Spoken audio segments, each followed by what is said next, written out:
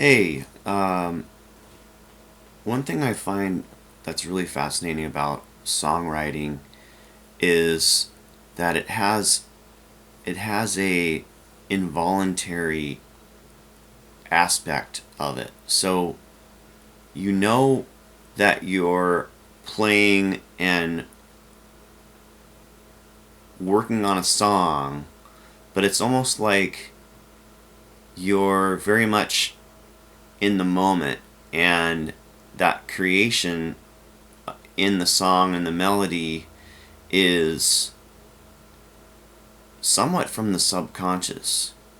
Um, like when I'm writing something, it's almost like I'm trying to capture this feeling that I can't quite explain, and the only way to explain it is through a melody or through I would say especially well, let's say it with heavier rock too, because it is a feeling, but with heavier rock or punk rock, it's almost like more of like an adrenaline thing. Um, it almost like makes me feel the same way I'd feel if I drink a few beers or something, but it would make me feel that um, rush of like a natural drug inside your body or whatever. I don't know. It's weird, but that's just one part of it. That's more like still, it's still that involuntary um, aspect of creativity. See, that's the thing in life that's really interesting, and the more I've been looking into the subconscious dream world and realizing that something else is at work. There's an unconscious creative force at work that creates a whole like movie or whatever, or visual drama while I'm asleep that's telling me something. Like last night, I was in a car. Okay, this is my dream. I was driving, and I've had a couple of dreams now, a couple different nights where it's like the road conditions are snowy or they're not, rainy or whatever.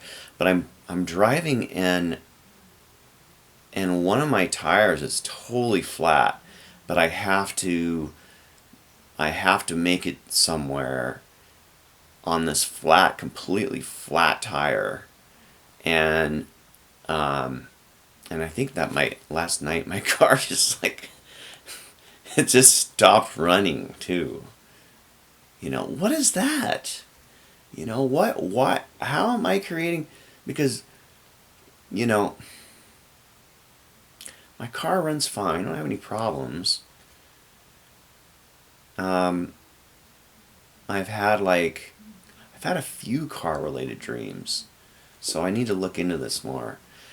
But anyway, so there is a unconscious, subconscious, collective conscious thing working that I am not in control of voluntarily and really consciously. That's like when you're doing things in life, there's only, or I would say that there's probably a lot of things that you're doing that you're not consciously aware of, obviously. But it's just when you start to try to become consciously aware that you're unconscious half the time, that's like baffling, right? So, some would just chalk it up to chemical brain function, all of this. But at least for me, the longer that I've been alive, the more things I've seen that are out of out of the norm of just chemical brain function.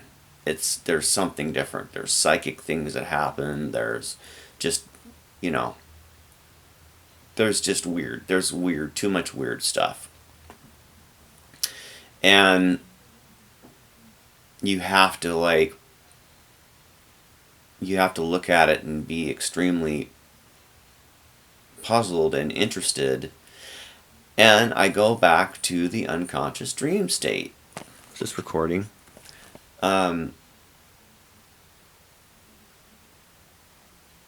Because that's a very important factor. That's telling us something. That's telling us that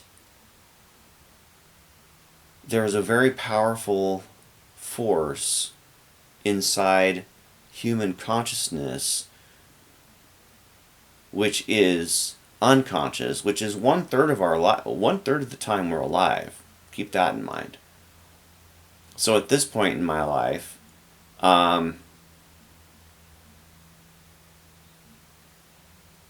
it's been like, whatever, I don't know, I have to do the math, but 17, 18 years that I've been unconscious.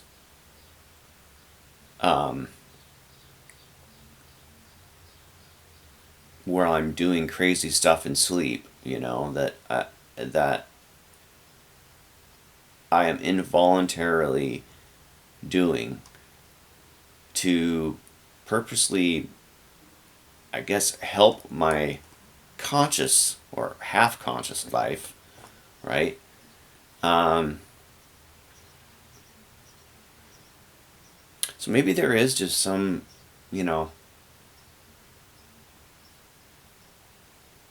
there's some partial plan to it all, like, or maybe it's already been pre-planned and things kind of,